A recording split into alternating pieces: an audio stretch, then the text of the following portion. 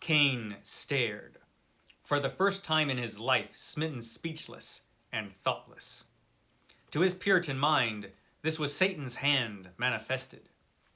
Leloup sat on his throne, eyes wide and staring, hand still half raised in the careless gesture he was making when frozen into silence by the unbelievable sight.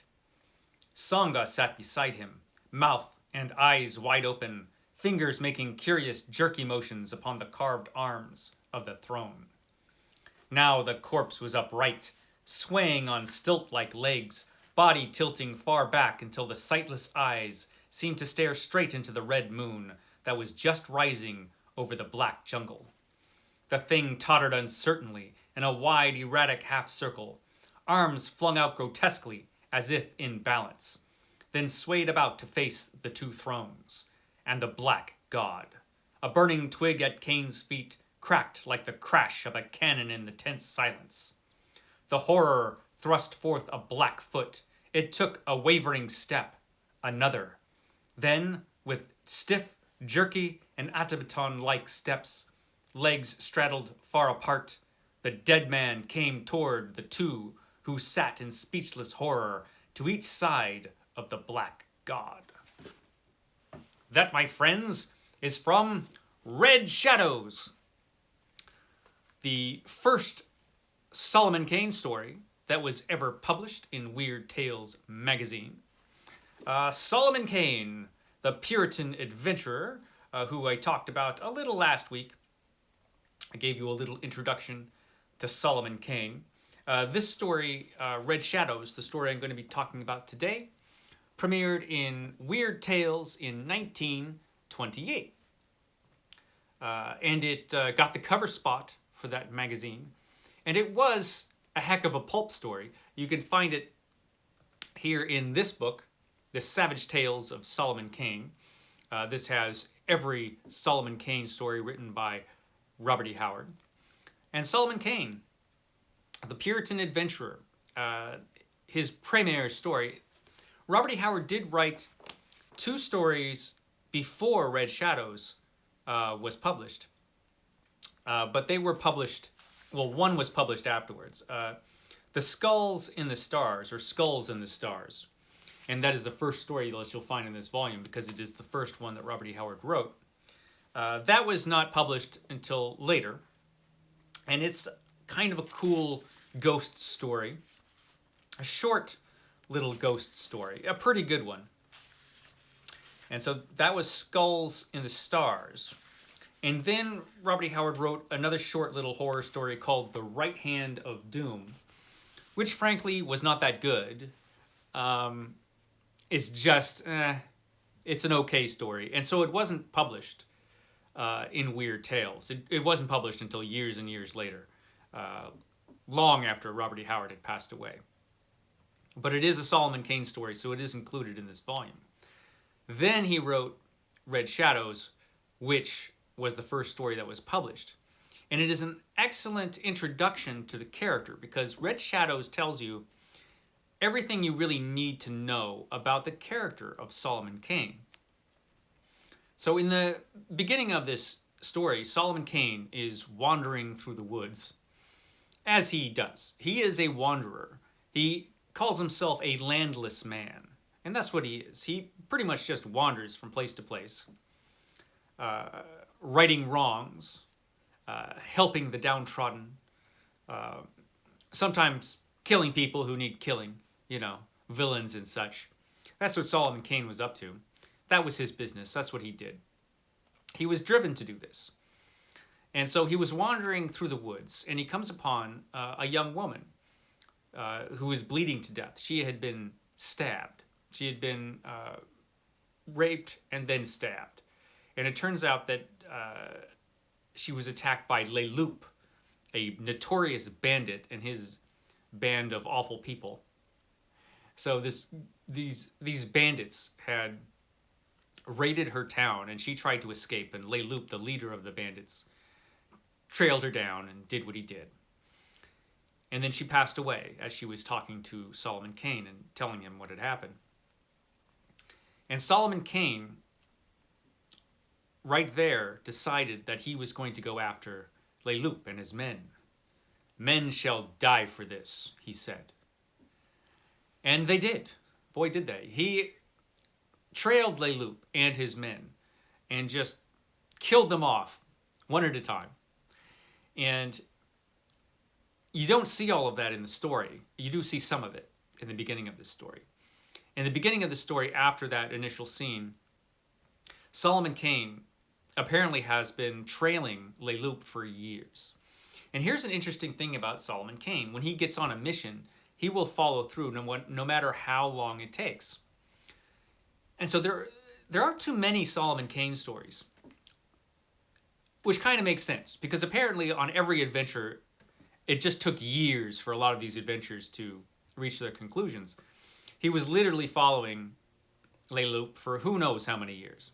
Finally, he tracks down Leloup. He just kills all of his men in a trap. He blows them all up. And he tracks down Leloup, who barely escapes. And then he trails Leloup some more. And he trails him to Africa. He had chased him through all these different countries. And finally, he tracked him down to Africa, where Leloup had joined an African tribe and put himself, or managed to finagle himself into a position of power in this tribe alongside the king of this tribe. And that is where most of this story takes place. And it's a very pulpy story. I just read it again just recently because I knew I was going to be talking about all these stories, so I read The Savage Tales of Solomon Kane again. I hadn't read these for a few years. And I had a good time with it. There are things about this story, Red Shadows. First of all, it was an early story. He was a young man when he wrote this. And you can tell. There are a few things you can tell. It's not as polished as his later work. It's not nearly as good as the Conan stories were.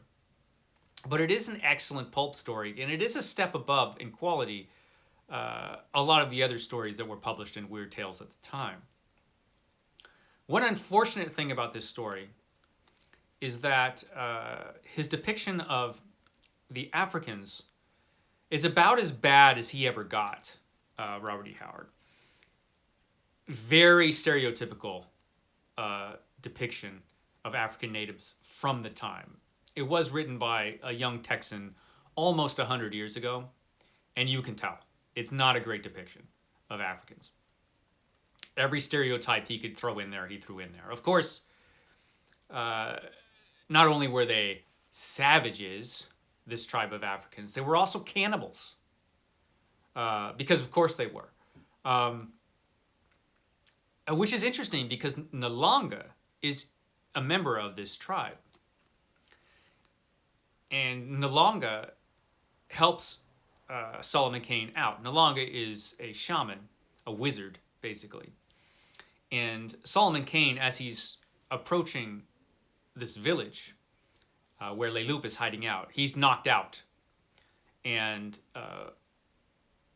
dragged to the village and tied up, and he's going to be sacrificed to the Black God, this big statue there of the Black God that they worshipped. And Nalonga decides to help out Solomon Kane because Nalonga, his position in the tribe has diminished. He's been pushed out of his position of power by Leloup. And so he wants to get back into his position of power, and he's going to use his magic powers to do it, and he's going to use Solomon Kane to help him out. And so he says, I'm going to help you out, Solomon Kane. But then Nalonga is struck and is tied up. And they're both tied up to stakes because, of course, they are. And, of course, they're going to be burnt at the stake because that's what you do when you tie someone up at the stake. And you're going to sacrifice them to the Black God. So, of course, that happens. But Nalonga is very, very powerful and uses his magic to transfer his body into the body of a corpse, which is of a man who has recently been senselessly murdered.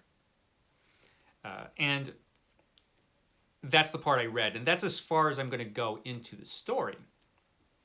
Some cool pulpy things happen in this story.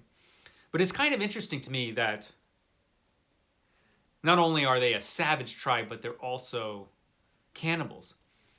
Because Nalonga, the character, is a shaman, he's a wizard, he has magical powers. And he is the only character that is recurring. He returns in the Solomon Kane stories. And the next time we see Nalonga is in a story called Hills of the Dead. And Solomon Kane has come back. And in the beginning of Hills of the Dead, he's just hanging out with Nalonga, and they're just hanging out by the fire talking. And so if it was a tribe of cannibals, would you do that? You know? Would you just come back, hey man, how's it going, Nalonga? Just here to hang out, and Nalonga would be like, hey Solomon, hey, you need something to eat? No, I'm good. Don't need anything to eat. But it's interesting. So I don't know if they stayed as tribe of cannibals in Howard's mind. But later on, Solomon Kane and Nalonga become friends, and they're just hanging out in the beginning of Hills of the Dead. And that's an interesting thing. It's a development in Solomon Kane's character, because you're seeing things from his point of view mostly in this story. And so, of course, he thinks that this is all black magic and it's all a product of the devil, everything Nalonga does. And he's a prejudiced against Africans, of course, because he's an old-timey English guy, Puritan. But his opinion does change to a certain extent, obviously, because Nalonga does become the closest thing he has to a friend in this series of stories. In this story, Nalonga is mostly just kind of scary. His abilities are kind of frightening. But he does save Solomon Kane's life. And Solomon Kane was as good as dead if it wasn't for Nalonga. So that's an interesting thing.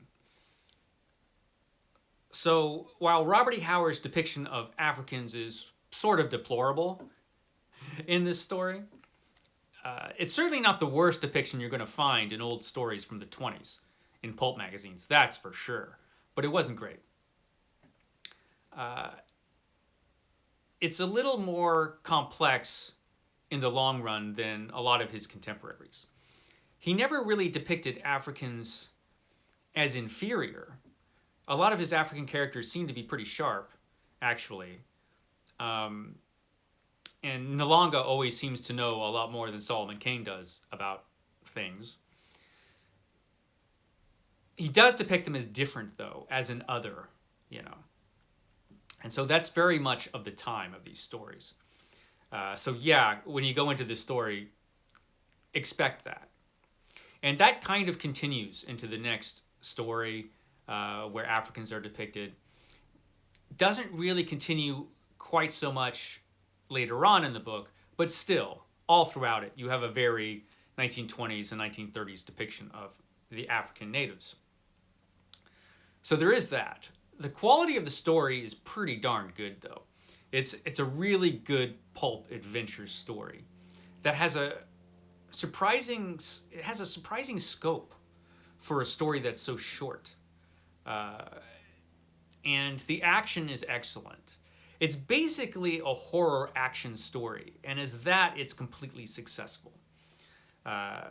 We have a zombie, more or less, that shows up in it. And some other horrors show up in this story. Solomon Kane has a great battle with a giant snake. All kinds of stuff like that in this story. So, good stuff.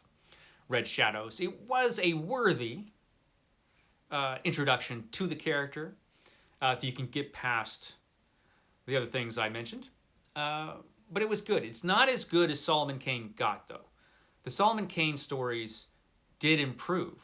I think stories like Hills of the Dead and Wings in the Night, for example, were better stories altogether. But it was a worthy beginning for a very young writer writing in the pulps.